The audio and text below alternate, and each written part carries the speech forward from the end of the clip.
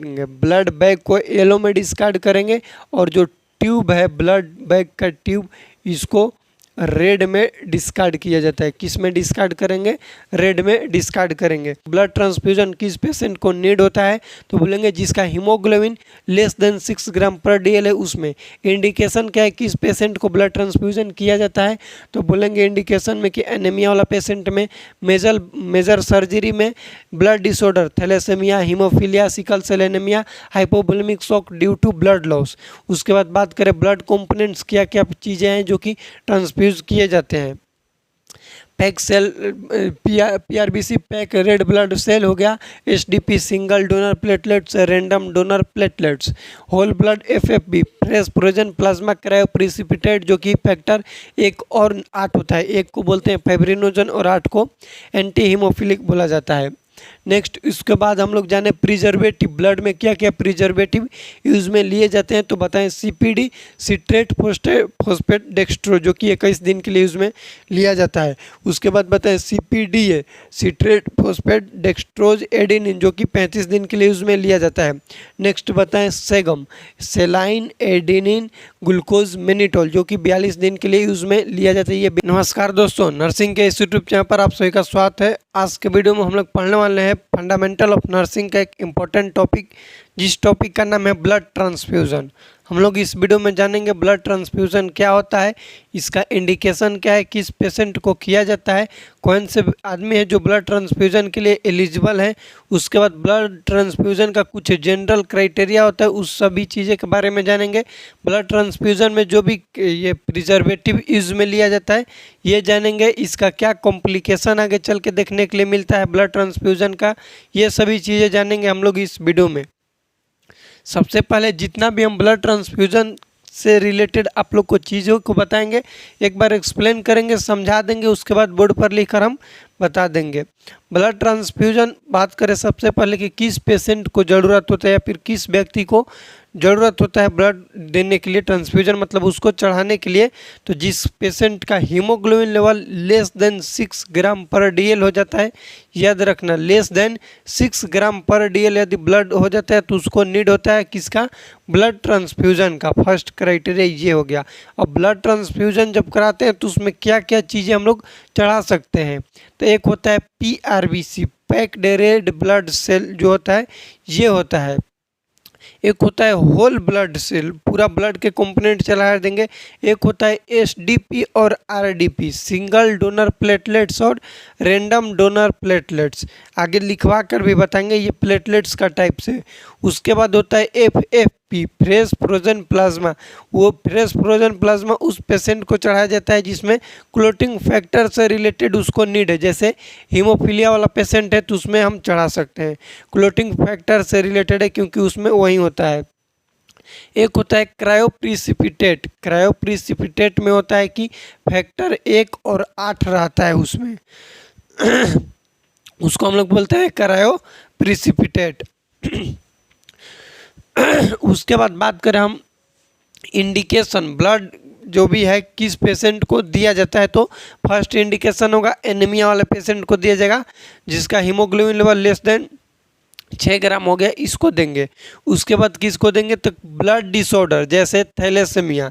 Thalassaemia क्या चीज़ है? तो ब्लड डिसऑर्डर है, अल्फा और बीटा चैन क्या डिसऑर्डर है जिसमें गड़बड़ी हो जाता है, हीमोग्लोबिन के स्ट्रक्चर में डिफेक्ट होता है, उस पेशेंट को चढ़ाया जाता है। उसके बाद हीमोफीलिया, हीमोफीलिया क्या है? एक्स लिंक डिसऑर्डर है, ब्लड डिसऑर्डर है, ये क्लोटिंग फैक्टर का डिसऑर्डर है जिसमें क्लोटिंग फैक्टर 8 और 9 का ये डिफिशियंसी हो जाता है। 8 होगा तो उसको क्लासिकल बोलते हैं, टाइप 1 भी बोला जाता है, ठीक।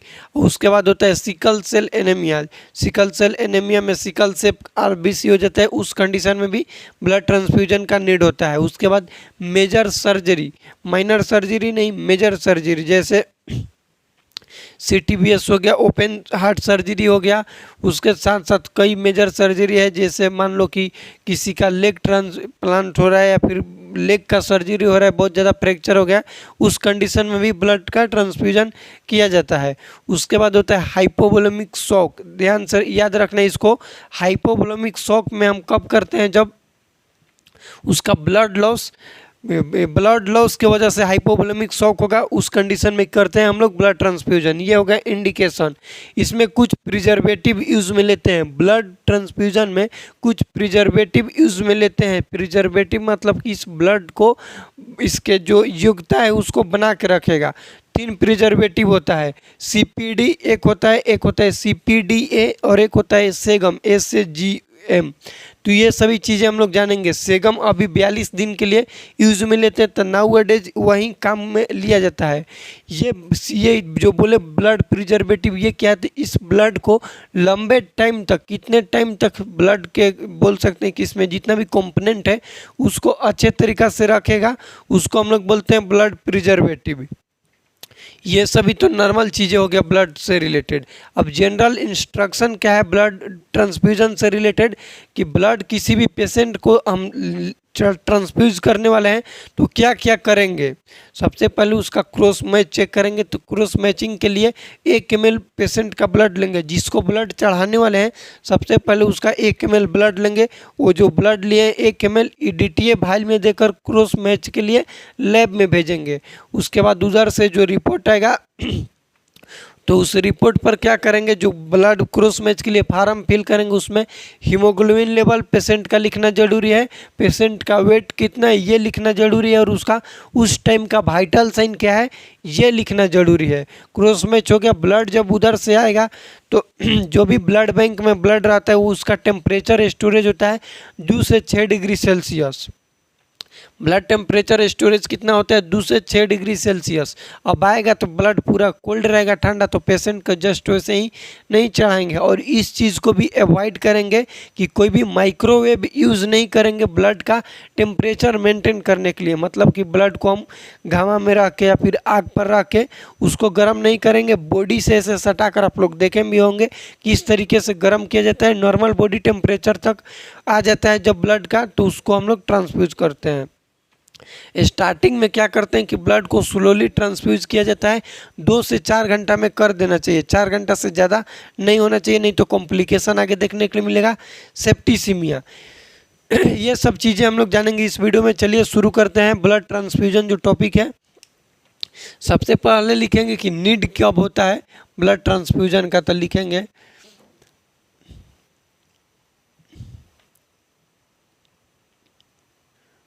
when patient blood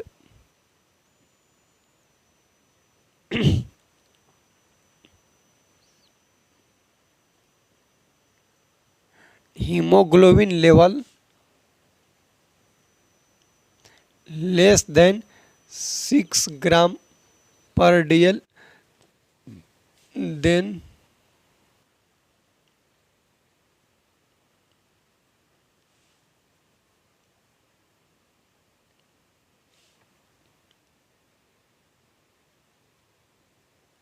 blood transfusion is needed।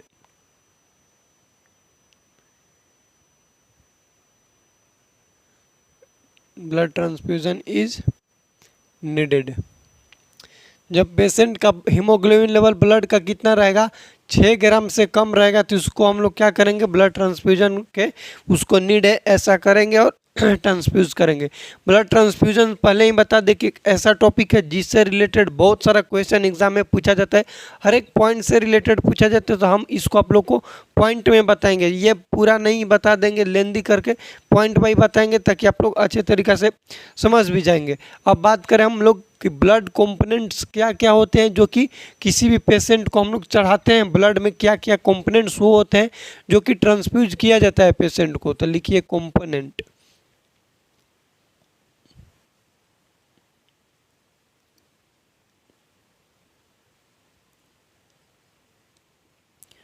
Component में पहले लिखिएगा PRBC, packed red blood cell. उसके बाद चढ़ता है SDP, प्लेटलेट्स में है SDP RDP। ये दोनों क्या है, ये प्लेटलेट्स का ही टाइप है, प्लेटलेट्स है। उसके बाद होल ब्लड चढ़ता है, होल ब्लड FFP और क्रायोप्रिसिपिटेट, प्रिसिपिटेट। इतने चीज़ चढ़ते हैं। पीआरबीसी का मतलब पैक्ड रेड ब्लड सेल हो गया। उसके बाद हो गया एसडीपी और आरडीपी। एसडीपी का मतलब होता है single donor platelets, single donor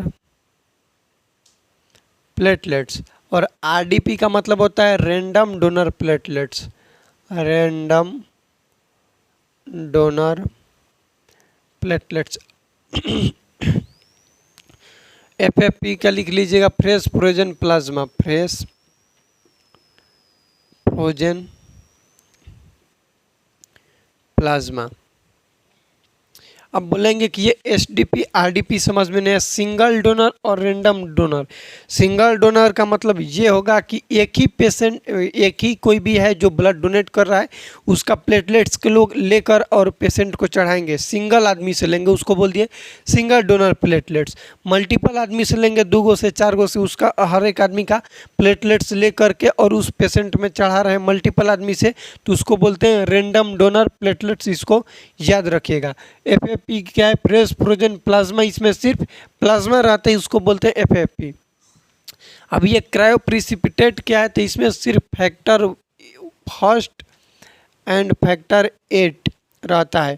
factor 1 का क्या चीज़ नाम है? तो फाइब्रिनोजन, फाइब्रिनोजन। और 8 का क्या नाम होता है? तो एंटी हीमोफिलिक ए, एंटी हीमोफिलिक ए। तो ये दोनों रहता है फैक्टर, जिसको हम लोग बोलते हैं क्रायोप्रिसिपिटेट। ये मोस्ट कॉमन यूज में लिया जाता है हीमोफीलिया वाले पेशेंट में, तो इसको भी आप लोग याद रखिएगा। नेक्स्ट हम लोग जानेंगे इंडिकेशन, ब्लड ट्रांसफ्यूजन किस पेशेंट को किया जाता है। इंडिकेशन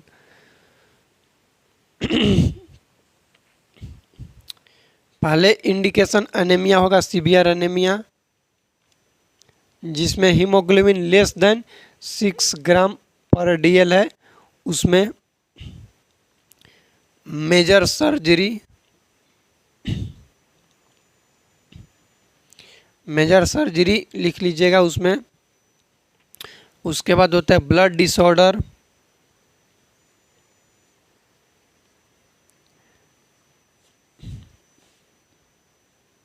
ब्लड डिसऑर्डर में लिख लीजिएगा थैलेसेमिया,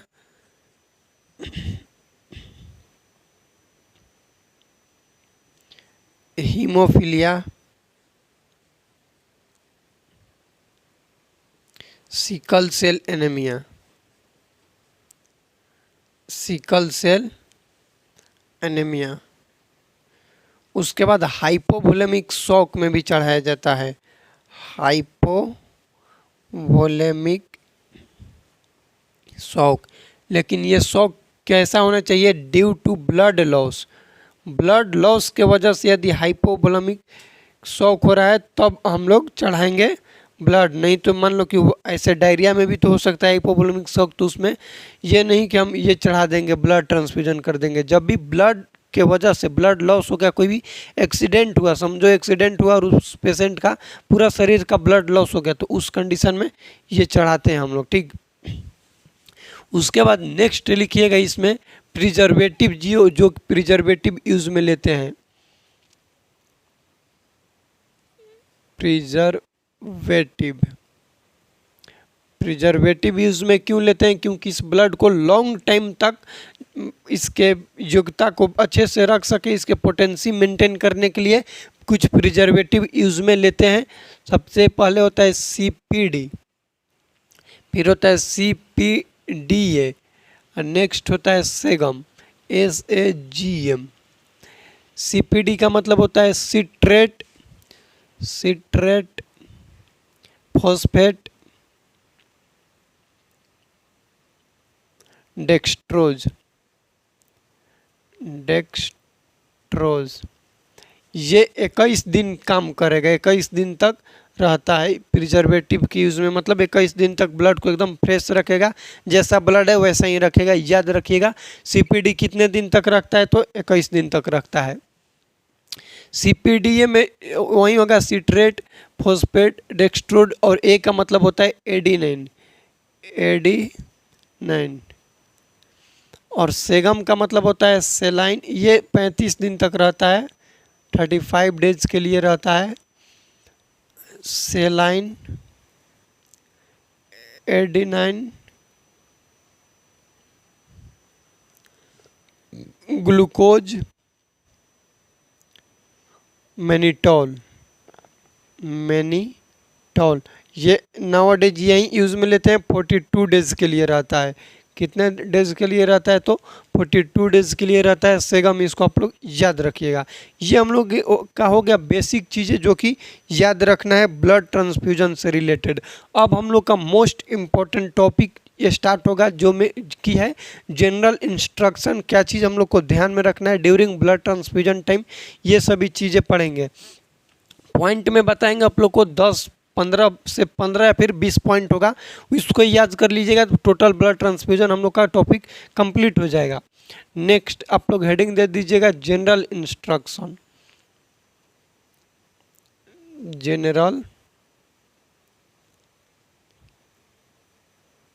जनरल इंस्ट्रक्शन क्या चीज़ है? ब्लड ट्रांसफ्यूजन से रिलेटेड क्या क्या चीज़ें हम लोग ध्यान में रखेंगे, ये सभी चीज़ें जानेंगे। जितना आप लोग को बताएं कि पहले क्या करेंगे, सबसे पहले पेशेंट का क्रॉस मैच चेक करेंगे। क्रॉस मैच तो यहाँ पर लिखिएगा कि ईडीटीए वायल में सैंपल लेकर क्रॉस मैच के लिए भरेंगे। ईडीटीए का full form ethyl diamine tetra acetic acid होता है। पर्पल वायल आता है, इसका कलर कैसा होता है? पर्पल होता है। इसमें ब्लड सैंपल लेंगे, पेशेंट का क्या लेंगे? ब्लड सैंपल लेंगे, सैंपल। उसके बाद क्या करेंगे? सैंपल को क्रॉस मैचिंग के लिए भेजेंगे, क्रॉस मैचिंग के लिए। ब्लड सैंपल लेते कितना है? तो 1 ml में हो जाता है, 1 ml लिया जाता है, यूजुअली 1 ml लिया जाता है।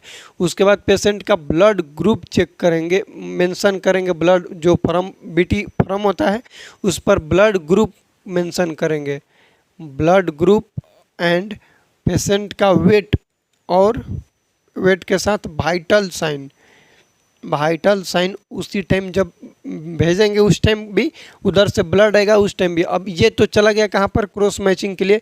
क्रॉस मैच हो गया पेशेंट को, मान लो कि कोई भी ब्लड ग्रुप आ गया ओ पॉजिटिव ही है, इस पेशेंट का ब्लड ग्रुप क्या है? O positive. अब क्या होगा? अब ब्लड बैंक से ब्लड आएगा, तो ब्लड बैंक से जब ब्लड आएगा तो सबसे पहले याद रखेंगे कि ब्लड स्टोरेज कितना पर होता है। ब्लड स्टोरेज तो उसका टेम्परेचर होता है 2 से 6 डिग्री सेल्सियस, फर्स्ट चीज़। अब 2 से 6 डिग्री मतलब कोल्ड ही है भैया, ये क्या है? कोल्ड है। तो कोल्ड है तो अब इसको हम लोग गर्म कोई भी ऐसे तरीका से नहीं करेंगे जो कि ब्लड में जितना भी कंपोनेंट है उसको हिमोलाइसिस करे या फिर डिस्ट्रॉय करे। तो ये गर्म करने के लिए यूज़ में हम लोग ऐसे जनरली बॉडी में करते हैं, ऐसे शरीर से सटा के रखकर नॉर्मल बॉडी टेम्परेचर तक रखते हैं। तो इसमें लिखेंगे कि do not use any microwave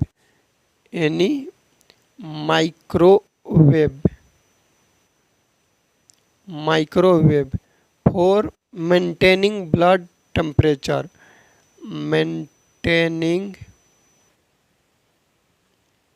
blood temperature के मेंटेन करने के लिए कोई भी माइक्रोवेव का यूज़ में नहीं लेंगे। उसके बाद क्या चीज़ याद रखेंगे कि ब्लड मान लो कि अब तो आ गया, हम लोग के वार्ड में ब्लड आ गया, इसके बाद क्या करेंगे? पेशेंट के क्या करेंगे? Standard cannula. ब्लड ट्रांसफ्यूजन के लिए कौन सा कैनुला यूज़ में लेते हैं? तो 18 गॉज के यूज़ में लेते हैं, जो कि होता है ग्रीन। तो ये स्टैंडर्ड कैनुला यूज़ में लेंगे। क्यों लेंगे? क्योंकि इसका जो पाथवे है, ल्यूमेन है, वो थोड़ा सा वाइड होता है जो कि हीमोलाइसिस ले प्रिवेंट करता है, इसलिए इसको यूज़ में लेते हैं 18 गॉज कैनुला। इसको आप लोग याद रखिएगा। नेक्स्ट क्या करेंगे कि ये हो गया, कंसल्ट लेंगे रिलेटिव का क्या लेंगे? कंसल्ट भी लेंगे रिलेटिव का।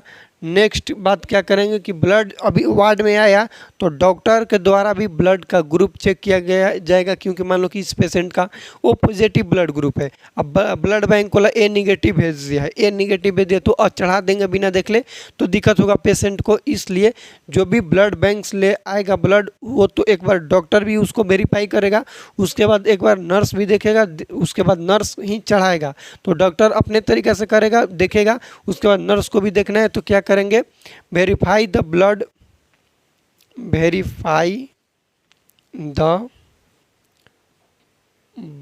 बैग,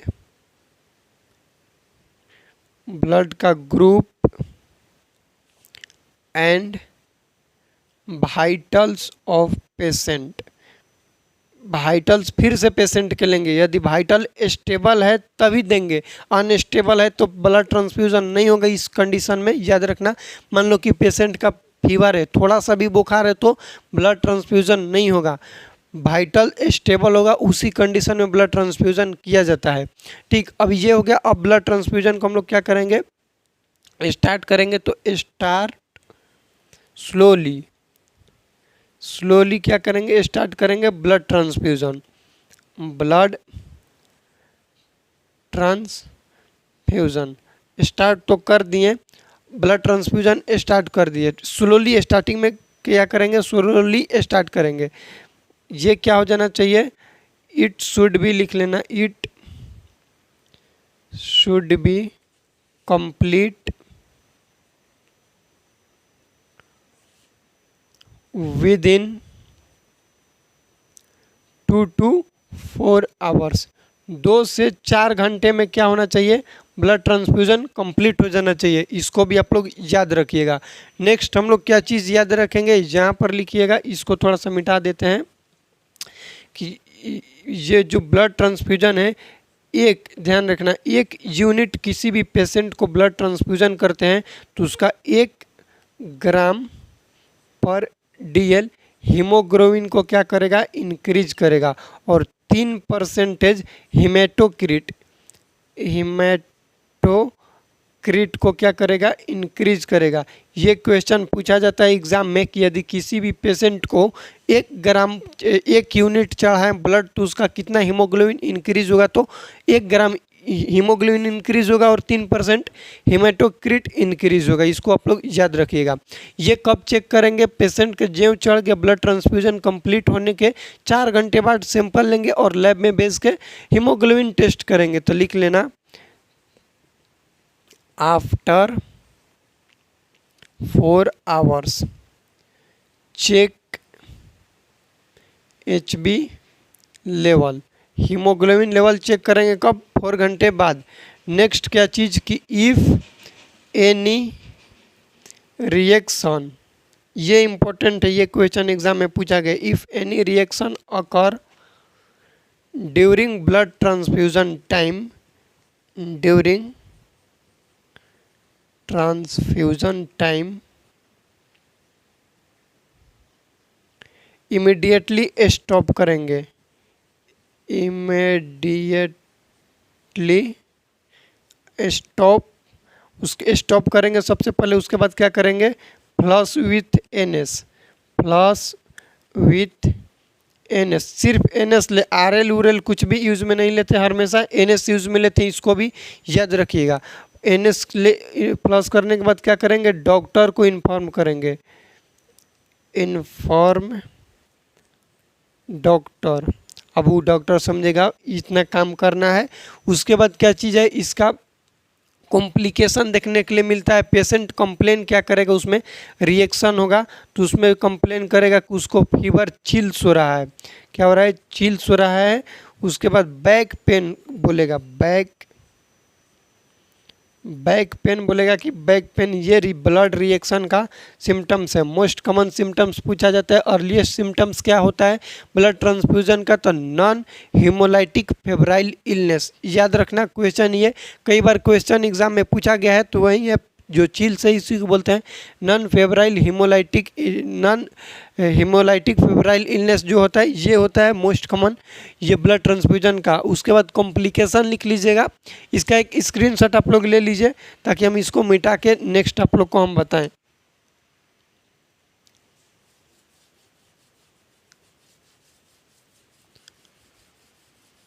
यहाँ पर लिख लीजिएगा नेक्स्ट कॉम्प्लिकेशन। ब्लड ट्रांसफ्यूजन का कॉम्प्लिकेशन भी पूछा जाता है एग्जाम में। Complication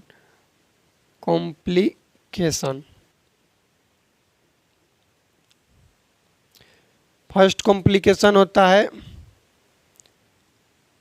hypervolaemia.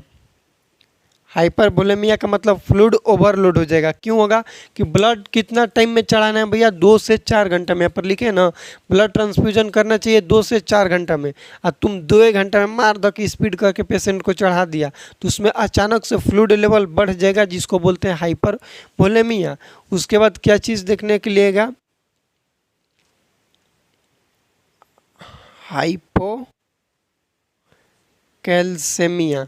हाइपोकैल्सेमिया क्यों पेशेंट में देखने के लिए मिलेगा, क्योंकि ये जो ब्लड प्रिजर्वेटिव है, ब्लड प्रिजर्वेटिव कौन कौन सा बताएं आप लोग को, सिट्रेट, फॉस्फेट, डेक्स्ट्रो। तो ये जो सोडियम सिट्रेट होता है ब्लड में कंपोनेंट, वो कैल्शियम को बाइंड कर देता है और यूरिन के द्वारा क्या करेगा, मैच्योरेशन करा देगा, जिसके वजह से पेशेंट में कैल्सेमिया देखने को मिलेगा। और हाइपोकैल्सेमिया का जितना भी साइन एंड सिम्टम्स होता है वो चीज़ें देखने को मिलेगा। ये ब्लड ट्रांसफ्यूजन का कॉम्प्लिकेशन होता है। तो हाइपोकैल्सेमिया का क्या क्या साइन एंड सिम्टम्स देखने के लिए मिलेगा पेशेंट में, तो याद रखना 2 मोस्ट साइन सिम्टम्स होता है। वैसे तो ये होता है ट्रिमर्स भी होता है, क्रैम्प्स होता है, ट्रिमर्स, क्रैम्प्स। उसके बाद होता है च्वेस्टिक साइन और होता है ट्रोसियर साइन। च्वेस्टिक साइन क्या होता है कि पेशेंट के यहाँ पर यदि हम ऐसे टच करेंगे फेस पर तो ऐसे पैरालिसिस देखने के लिए मिलेगा, यहाँ पर थोड़ा सा, उसको बोलते हैं च्वेस्टिक साइन। और ये जो ट्रोसियर साइन है ये कार्पोस्पाज्म में देखने को मिलेगा। बीपी कफ मानेंगे ना तो पेशेंट कफने से हाथ खुल जाएगा और इस तरह का फोल्ड होगा, जिसको बोलते हैं ट्रोसियर साइन। किसका साइन सिम्टम्स है, तो हाइपोकैल्सेमिया का। नेक्स्ट इसी में लिख लीजिएगा हाइपरकैलेमिया देखने को मिलेगा। हाइपरकैलेमिया का मतलब पोटेशियम लेवल इंक्रीज हो जाएगा बॉडी में, उसको बोलते हैं हाइपरकैलेमिया। नॉर्मल पोटेशियम लेवल कितना होता है, तो 3.5 से 5.1 मिली इक्विवेलेंट पर लीटर। तो इस 5.1 से ज़्यादा हो जाएगा तो क्या होगा, हाइपरकैलेमिया देखने के लिए मिलेगा पेशेंट में। उसके बाद आयरन ओवरडोज भी पेशेंट में देखने के लिए मिलता है। और लास्ट है सेप्टिसीमिया क्यों देखने को मिलेगा, क्योंकि 4 घंटा से ज़्यादा टाइम नहीं लगाना चाहिए ब्लड ट्रांसफ्यूजन में। आइडियली टाइम है 2 घंटा से लेकर के 2 घंटा नहीं, 2 से 4 के बीच में चलना चाहिए, 2 घंटा से पहले नहीं चलना चाहिए। और तुम 4 घंटा से लेट कर दिए, 5 घंटा कर दिए, 6 घंटा कर दिए, तो अब क्या चीज़ होगा भैया, ये देखने के लिए मिलेगा पेशेंट में कॉम्प्लिकेशन सेप्टिसीमिया। ब्लड में इन्फेक्शन हो जाते हैं, उसको बोलते हैं। 2 क्वेश्चन और है। जो ब्लड बैग होता है, यहाँ पर लिख लेना कि जो बैग होता है ब्लड बैग को तो हम लोग येलो में डिस्कार्ड करते हैं।